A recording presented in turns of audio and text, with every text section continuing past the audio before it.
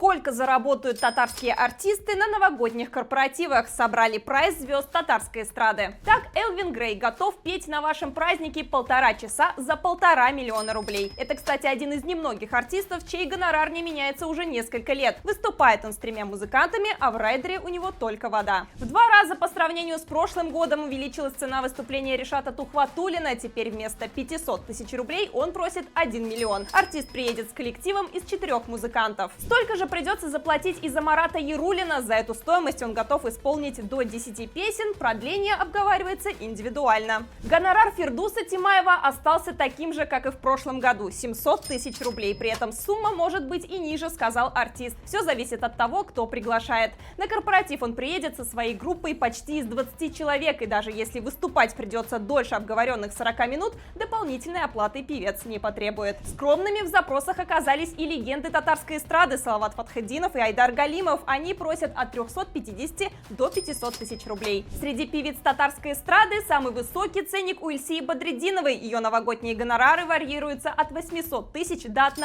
миллиона рублей. В прошлом году выступление артистки без коллектива стоило 150 тысяч, с коллективом 350 тысяч рублей. Стоимость выступления Гузель Уразовой зависит от площадки и заказчика. Это может быть и 100 тысяч рублей, и 300 тысяч. При этом на благотворительных мероприятиях она выступает бесплатно. Ну а завершает нашу подборку певица Ирке. Ее гонорар составляет около 150-200 тысяч рублей. А кого бы вы из артистов позвали на свой корпоратив? Пишите в комментариях.